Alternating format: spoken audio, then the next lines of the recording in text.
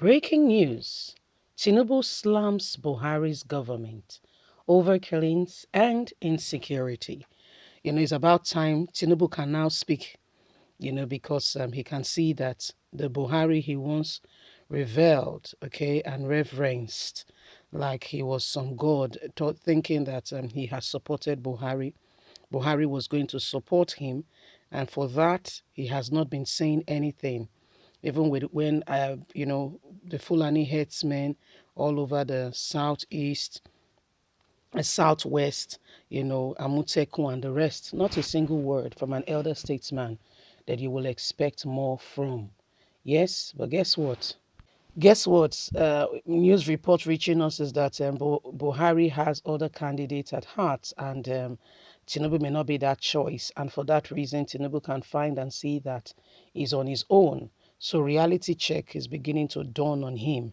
Let's get all the details as Tinubu finally speaks the truth once in his life, telling Buhari this is unfair. Tinubu slams Buhari's government over killings and insecurity. The national leader of the All Progressive Congress APC, Asiwaju Ahmed Bola Tinubu, has told President Muhammadu Buhari's government to ensure that the killings of innocent Nigerians by terrorists was stopped immediately, as this was no longer acceptable.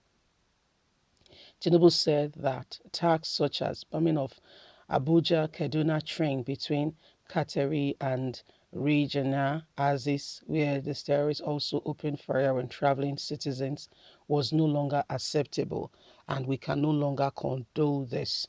The government must act now in the protection of lives and property, which is their fundamental number one reason, purpose as a government.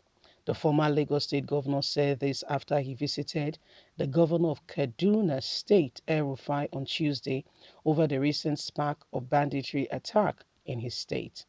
Tinubu, who met with El-Rufai, donated 50 million naira to victims of the train attack, also visited a hospital where the injured victims were being treated.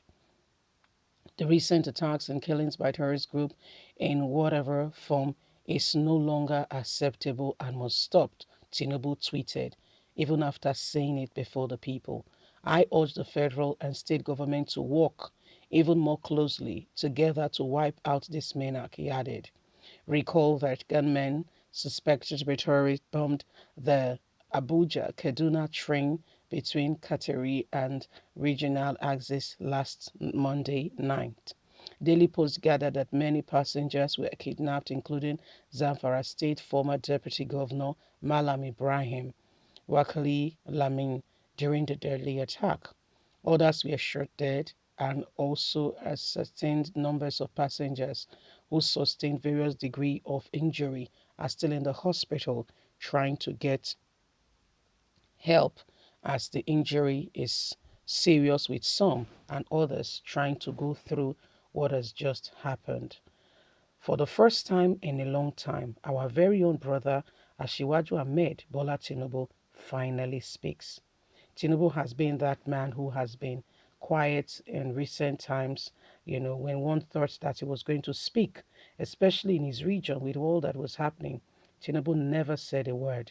He kept quiet. He allowed, whatever was going on to continue without really, coming out to say, this is wrong, this is not acceptable, and must not be accepted and condoned.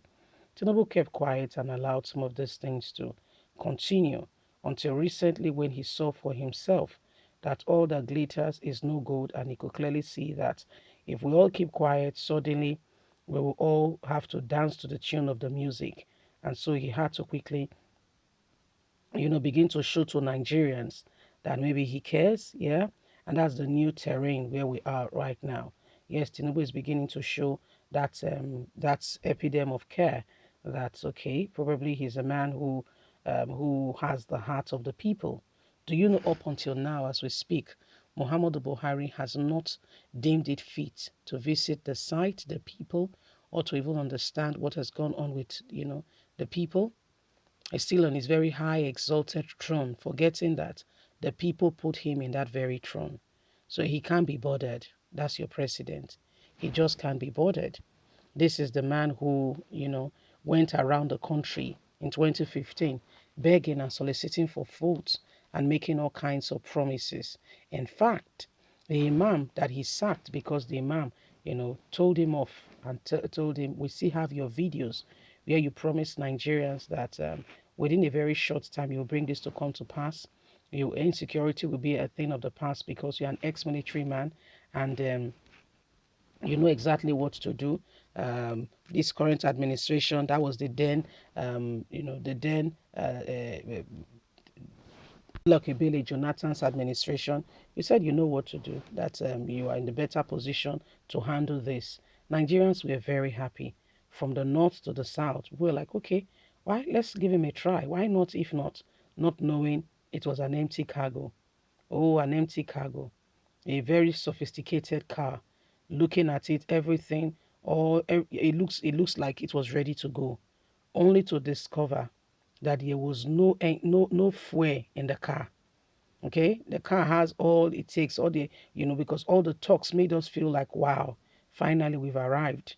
We've gotten a man who understands what is going on with the people. We've gotten a man who understands what's going on in Nigeria. Finally, we can move forward. Yeah, life can begin to return back to normalcy, and people can begin to, move. But guess what? Not knowing it was all a mirage, false evidence appearing to be real. And Nigerians, to the polls, everyone got there. APC, APC, APC. The man is as cold-hearted as death.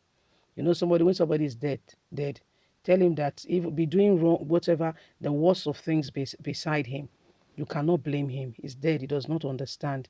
He does not see anymore. He's gone. He does not understand. Does not have a clue what's going on around him. Okay, so such a man will not even get a clue, does not even understand whatever is going on. That's exactly what we began to notice, that this man is dead to the people around him. He does not want to know what's going on around them or with them. His focus and his mission is, what's in for me? It's about me, okay? And there's the comparison. Like Olusegun Obasanjo, I have been both a military and a civilian head of state. Not because he has anything to offer. And Nigerians, we've cleverly, deceitfully joined the bag of wagon. Leave us a comment. God bless you. Have a good day. Bye for now. Remember, you have a voice. Let's speak out against evil.